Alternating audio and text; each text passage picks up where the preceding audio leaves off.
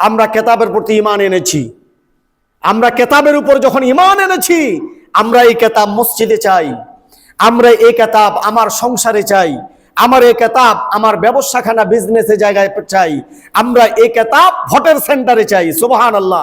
আমরা এই কেতাব পার্লামেন্টে চাই, আমরা এই কেতাব সিলেকশনে রিলেকশনে চাই, আমরা এই কেতাব থানা লেভেলে চাই, আমরা এই কেতাব ডিসি অফিসে চাই, আমরা এই কেতাব সব জায়গায় চাই। আলহামদুলিল্লাহ, সুখের খবর, স্বাধীন দেশে 5 আগস্টের পর থেকে আজ ক্যান্টনমেন্টের ভিতরে আর্মিরা নামাজ পড়াচ্ছে। সুবহানাল্লাহ বলেন। বলতেছে আমরাই যথেষ্ট, কারণ সেখানে বাংলাদেশ ইসলামী ছাত্র শিবির ঢুকে গেছে। সুবহানাল্লাহ। বিশ্ববিদ্যালয় বাংলাদেশ ইসলামী ছাত্র শিবির ঢুকে গেছে। সব জায়গায় ডাস্টু বাস্টু যা কিছু আছে, যত কু আছে, যত বিদ্যালয় আছে, সব জায়গায় কোরআনে কারিম চলে যাবে।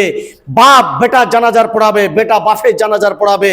হ্যাঁ, বাপ নিজের স্ত্রীর জানাজার পড়াবে, যদি মারা যায় নিজের মেয়ের জানাজার পড়াবে, কোনো দ্বিধাদ্বন্দ্ব থাকবে না। নিজের বাপ নিজের মেয়ের বিয়ে পড়াবে, নিজের বাপ নিজের ছেলের বিয়ে পড়াবে, ইসলামে কোনো বাধা নাই। সুবহানাল্লাহ।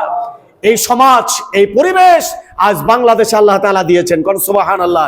এই জন্য আমি বলবো, 54 বছরের ব্যবধানে কোরআনের মধ্যে কোরআনীয় সংশোধন, কোরআনের সনদ বাস্তবায়ন হয় নাই।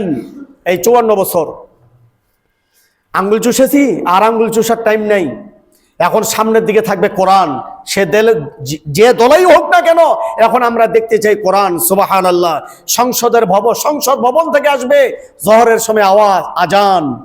ডিসি অফিস থেকে ডিসি সাহেব আজান দিবে, এসপি অফিস থেকে এসপি সাহেব আজান দিবে, ক্যান্টনমেন্টের ভিতরে কর্নেল আজান দিবে, ডক্টর আজান দিবে।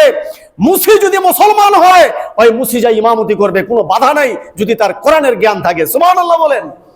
এই জন্য 54 বছরের ব্যবধানে সংসদের ভিতরে আমরা কোরআনুল কারিম প্রবেশ করতে কথা কন না পারি নাই। এখনো কি মামলার ভয় খাচ্ছি নাকি? 54 বছর হয়ে গেল, কোরআন বাস্তবায়ন হয় নাই। সামনের দিনগুলোতে কোরআন বাস্তবায়ন হবে ইনশা। সবাই বলে ইনশা আল্লাহ। কার বিধান? কথা বলেন।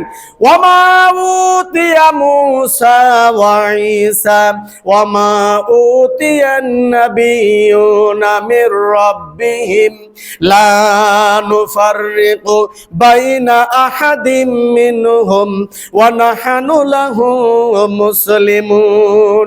মূসা, ঈসা, অন্যান্য লিডাররা নবী হয়ে আল্লাহ রাব্বুল আলামিন পাঠাইছেন এবং তাকে দেশের ক্ষমতাও দিয়েছেন। সুবহানাল্লাহ। আল্লাহ যদি বাঁচিয়ে রাখে, মনে রাখবেন মুসলমান, এই 90% মুসলমানের দেশে, এই 19 কোটি 17 কোটি 18 কোটি যত মুসলমান আছে, কোরআন যদি পার্লামেন্টে যায়, মসজিদ কমিটি থেকে শুরু করে ক্লাব থেকে শুরু করে সব জায়গায় সিদ্ধান্ত হবে আলেম উলামার সিদ্ধান্ত অনুযায়ী। সব সিদ্ধান্ত হবে। নাস্তিক, মুরতাদ, মুনাফিক এদের কোনো সিদ্ধান্ত পার্লামেন্টে গ্রহণ করা হবে না। কোরআন অনুযায়ী সিদ্ধান্ত হবে, কোরআন অনুযায়ী নামাজের তাগিদ থাকবে, কোরআন অনুযায়ী যাকাত থাকবে, কোরআন অনুযায়ী সব ফয়সালা হবে। ওয়া আখিরু দাওয়াহুম আনিল হামদুলিল্লাহি রাব্বিল আলামিন। সুন্নাত নামাজ পড়ি।